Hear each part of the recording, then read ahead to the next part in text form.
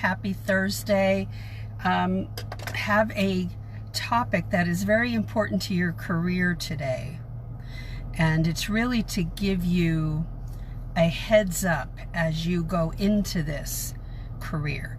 Now, I asked a question about a scenario. If you were an immigration paralegal, you're in an immigration firm and a client asked you to help strategize on a case, or what the strategy should be on their case and what should be said. I want you to look at the answers that came in. Okay? I want you to look at those answers and take that very seriously, what the people who are already in the field, what they're saying about this. They know that crossing the line and giving advice to a client could be the end of your career. Okay? So it is against the rules of professional conduct. It is against the rules of your local bar association, your state bar association, okay? That you are not a licensed attorney, so take that very seriously. When you say in your responses on this page that you want to help clients, and let's say you've been through something where you've been through an immigration process, or something involving family law, whether it be an adoption, a divorce, child visitation issues, custody issues, be very careful. Even though you've been through it, you can't share how to do something to the general public. Okay? Only a licensed attorney can do that. So be very careful. That's called unauthorized practice of law. Some people would say unlicensed practice of law, but it means the same thing. Okay? UPL. Get that burned into your head. And I'm serious, that when a client starts to go down that route on the phone, that you see that red flag come up, and you start to think about what you're going to say to that client. That doesn't mean giving advice, okay? That you're going to throw the ball to the attorney, that you won't take that ball and run with it, okay? So taking ownership of your job, but more so of your career. You're building a very flexible career if you look at it that way. There are paralegals in the field right now, and you can see them all over the internet, making sarcastic, snarky comments. They shouldn't be in the field, or they should change their job. And it isn't like every job is a downer. That would be, everywhere we've ever worked. That doesn't have to do with the legal field. It's the people that we work with or work for, and whether they're good or bad can make or break your career. And you have that choice whether you stay or leave, and you don't have to stay. So always be aware of that. When you see a lot of the negativity online about this career, put it off in the trash where it belongs, and understand that you control where you work. You're not held there by force. And doing a great interview will sift out a lot of the people you don't want to work for. Okay? So let's talk about, and that's part of taking ownership of your job and not looking at it as a 9-to-5 and, oh man, I'm stuck. Nobody's ever stuck. You do have choices. So it's when we start to take on that mindset of, oh, woe is me, I don't have a choice, that we end up in a negative mindset. Okay? So take ownership of that career and agree with yourself, make a promise to yourself that the quality of your work will be top-notch, and that you will care about handling those clients well, and that you won't look at them as a nuisance, and that you will do the best job you can in helping the client, but not ever giving legal advice. Okay? So, watch yesterday's video about what it means to be a detail-oriented paralegal or legal assistant or legal secretary. You can get in this field in many different positions and get your foot in the door. Big hint. Big hint.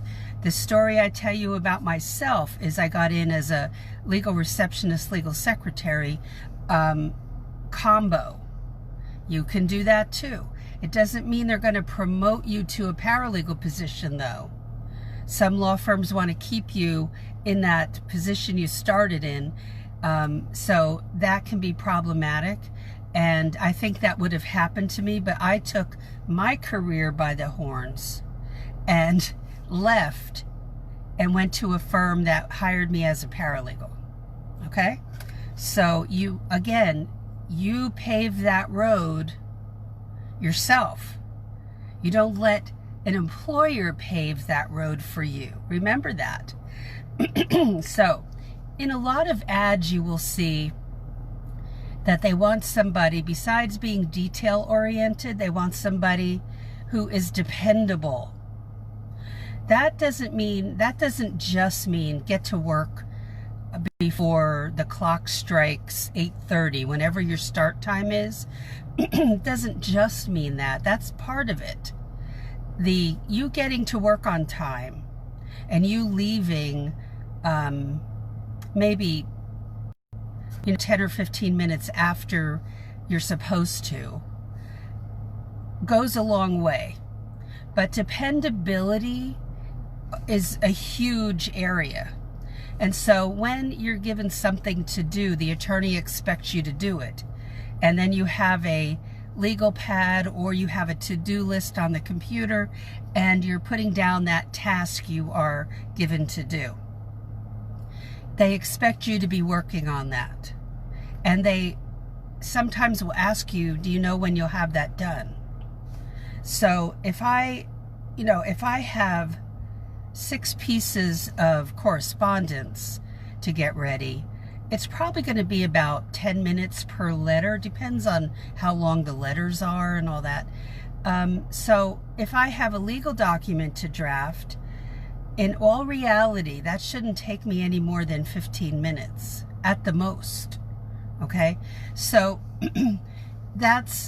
you're dependable when you hand the attorney back a document that you've been working on and they don't have to make any grammar or spelling corrections. That's called being a great proofreader.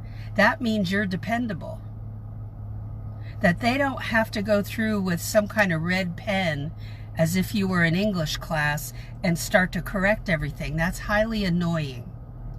And that's not what you're there for, to hand back a product, meaning the letter or a legal document you've prepared that is full of childish errors. Take the high road when you give back a document, any type of document. You take a major high road in what you produce. That's called being dependable. That the trust factor builds with the attorney. And that is everything. And they will trust that you will do the right thing.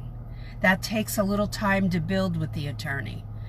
It takes time to build with any human. If you end up hiding stuff, you end up lying, flat out lying in their face, you're not going to last long. So you have to take a high road of dependability. And when they say that in the ad, they're talking about more than getting to work on time. They want you to see that project or that document through to the end and do it right. And no matter what it takes, you're going to make it right. Okay? You're going to see another phrase in an ad. and it will be called Self-Starter. Now, this is where the beginners, and most of you watching, and most of you will watch on replay, or who watch on replay, will be beginners. Most of the people on this page are thinking about this field and thinking about jumping in. But the one thing you're not going to get in a law firm is a lot of hand-holding and spoon-feeding. You know, like the little birdies in the nest and the mama feeds them. That's the analogy I give. You don't get that in most law firms. They expect you to know what you're doing on day one. Okay? So they want you to start, and they want you to figure it out. And they don't put you, look, in retail and fast food, I was placed in front of in a room, well, off the kitchen, and to watch a video on safety. I went to a special class to get my food handler's license to learn how to handle food safely. And I watched, about an all-day class, videos and talks. That doesn't happen in the legal field when you go to the job.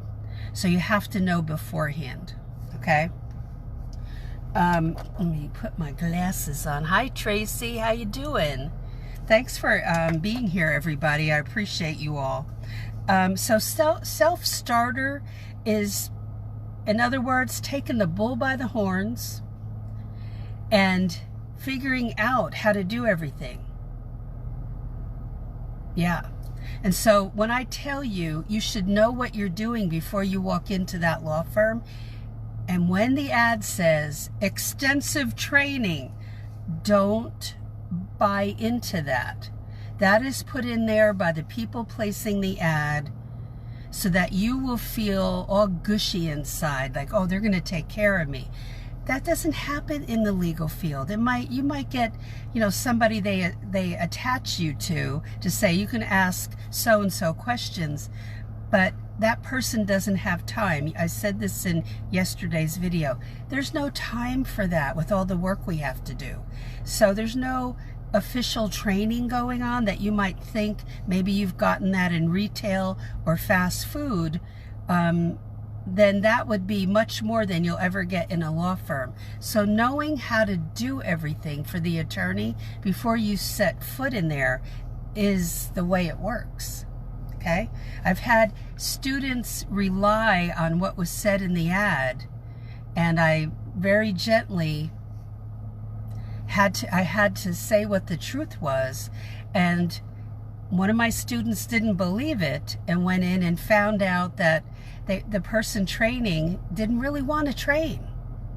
That's not what that person is there for. They're there to work on cases, and they were forced into it. Okay? So understand what the other staffers are going through, and that the more you know before you walk into that law firm, the better off everyone will be. So we covered being a self-starter, working on your own, and solving problems all day long, learning how to do some things. If you didn't beforehand, you've got to learn on the fly, which I don't recommend. I don't recommend that. That's too stressful. Proofreading excellence, build a career, not a 9-to-5 job.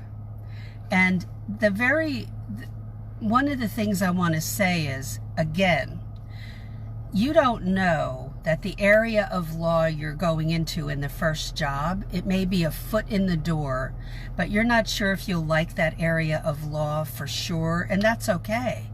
I didn't know what type of law I was getting into. I just wanted that job. And I was in a very obscure, unheard of area of law called condemnation litigation. And that's where they go in. The airport wants to expand, and they have to take property that people own, and the people don't have a choice, but they have a choice in they should get a decent amount for that property.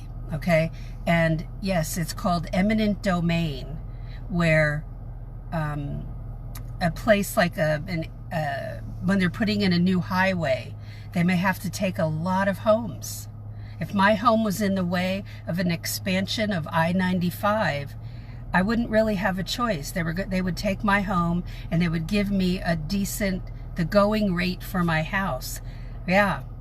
And so the Florida Department of Transportation or your state's Department of Transportation does that regularly when they have to expand. So I was in, and sometimes that type of stuff goes to trial. That's what I worked in at first. Never even heard of it. I didn't care about staying in that area of law. I wanted to get enough experience as a paralegal where my career became very flexible, where I could move to different areas of law and had a lot of knowledge working trials. That's what my interest was. That's what I discovered. And you will be discovering what your interests are in that first job and what they're not. And that's okay. Give yourself that space to say, I don't like this area of law. I'm going to try something else. And you might have, that's why I tell you to go look on Google and research and look at different areas of law. What do paralegals do in those areas? What do they do all day long? People who don't build a career, instead they build a 9-to-5 job and they feel stuck. You'll see them all over the internet.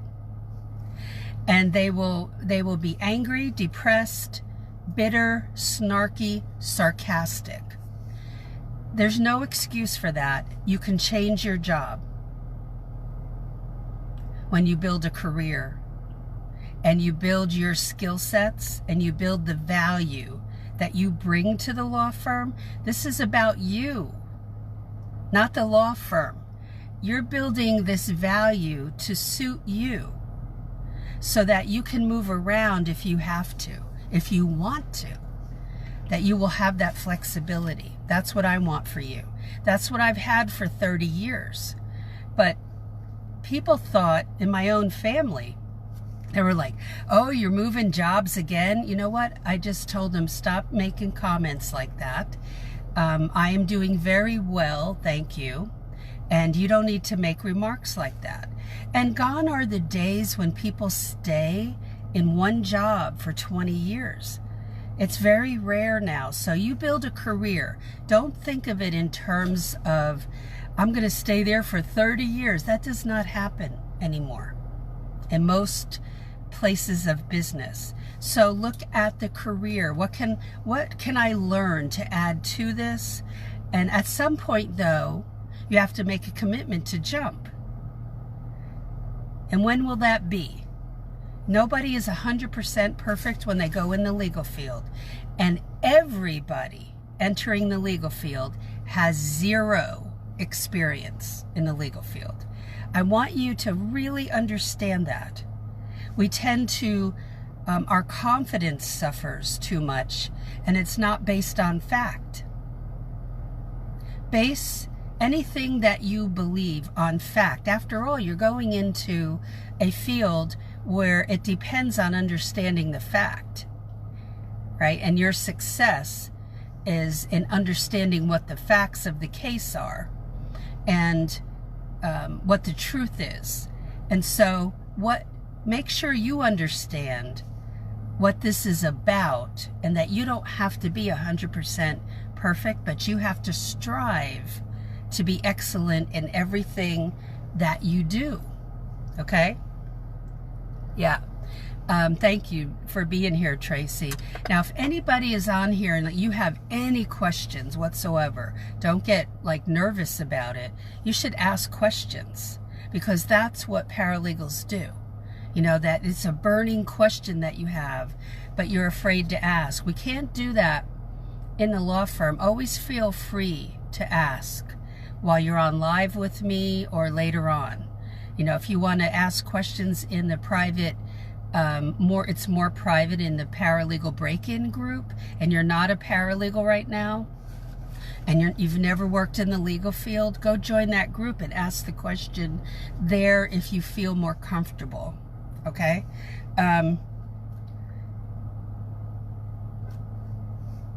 The shift I would like to see everybody make in their own minds is stop thinking of this as a 9-to-5 job and look at it as something you're building for you and your family, but especially you. You know, when I went in, my girls were 13 and 15. In my first job, they were in junior high and high school. And in a short amount of time, my oldest daughter was going to leave for Florida. We didn't know where she would go yet. But about, let's see, she was 15, about a year later, we went visiting colleges in Florida, and she ended up at Florida State. And then we ended up moving to Florida because my husband's job went kaplooey. and they let him go and many other people. Just to be honest, to make the numbers look better, because they were selling off that division to a big company. So when I tell you to build a career, you're building a career and a reputation at the same time. And you will be known by the type of work you produce. Look, we all make mistakes. Every single paralegal does. So you don't, you just have to get past a mistake and solve it and keep going. Most of what you do, you won't make mistakes because you're going to be conscientious and you're going to care about your work. So even attorneys make mistakes, consistently. So it's not that we want to live that way in the legal field. We don't.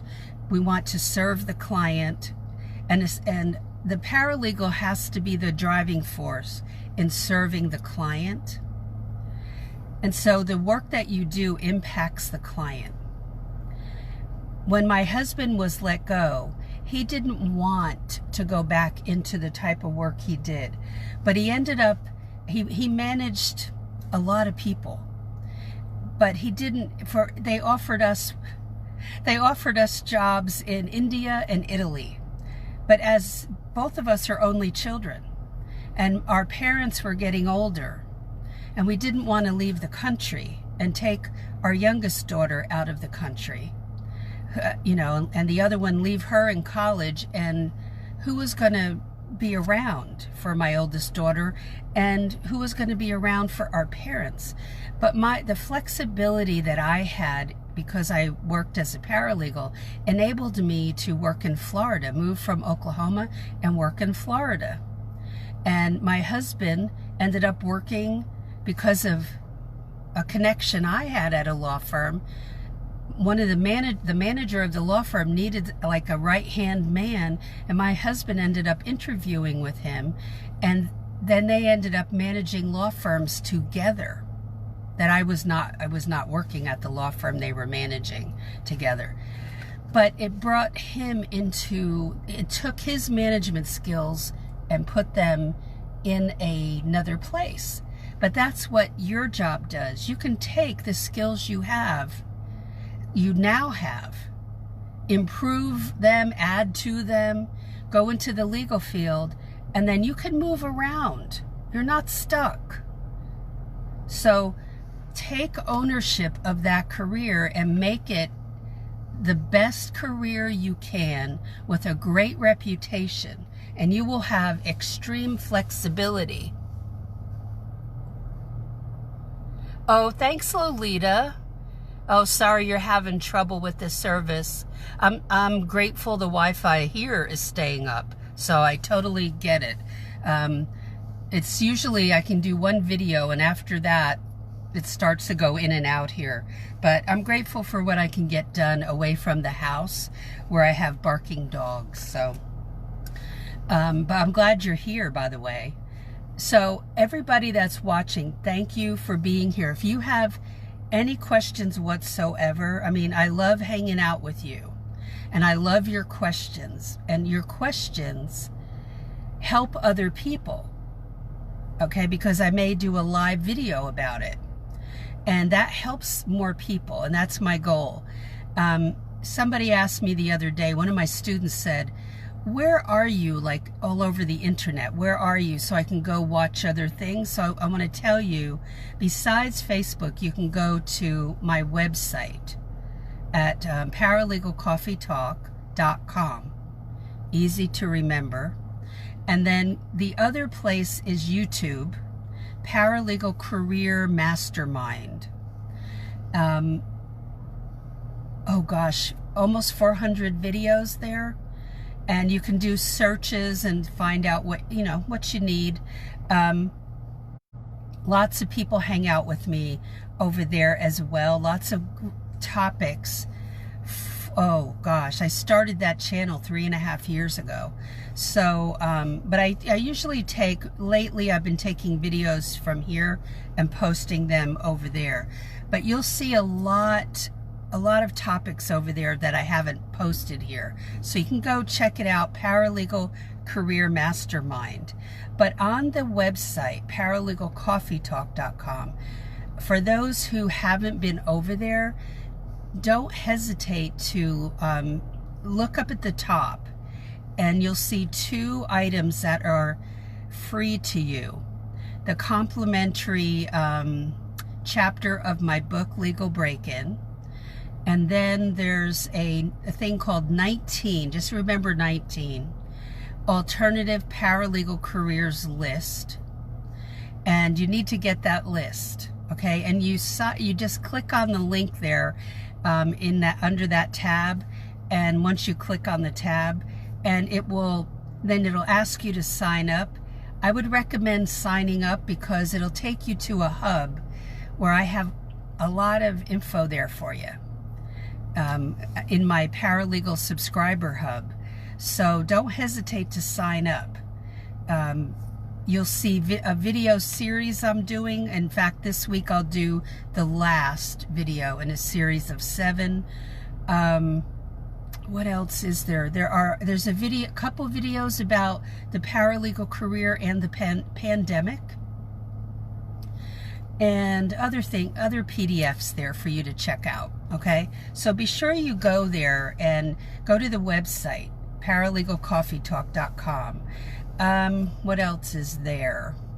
Oh, the paralegal, at the website, you'll see Paralegal Inner Circle class info. Check that out, okay? That's launching in August. That is just for beginners who are wanting to go in the field, although I've had brand new paralegals who just landed their job who have also taken that class. And I'm creating a new module in that class for doing remote work, because most paralegals are working from home now. And so I'm going to do a module addressing that, okay? So have a oh yeah, Instagram too. Thanks, Lolita. And I'm on Paralegal Coffee Talk. Thanks, Lolita. I appreciate that. Paralegal Coffee Talk on Instagram. So come on over there. I'm going in there and posting pictures and reminders of videos. I'll probably go in there today and direct people over here to watch the video. And who knows what else will pop up over there. But I love Instagram. And so come on over to Paralegal Coffee Talk on Instagram as well. But have a great one today. I hope this was helpful. Again, don't hesitate to ask questions here. Read the comments on the question I asked below about what you would do if a client is asking you to help with strategy regarding their case. Read those comments. That's excellent advice. Okay? So write some of that stuff down as to how you would answer a client in the nicest possible way. Paralegals have to do this every single day. Okay? Of our career, of the Monday through Friday, we're coming up with these answers because we can't give legal advice. So read those answers below, okay? They're excellent, top notch, okay? So have a great one. Thank you, Lolita, for being here, and Tracy and everybody who was here with me live, and anybody watching on replay. And I'll be back tomorrow with our Friday video. And in the meantime, ask questions, okay? And I will talk to you tomorrow. Have a great evening, all right? Bye.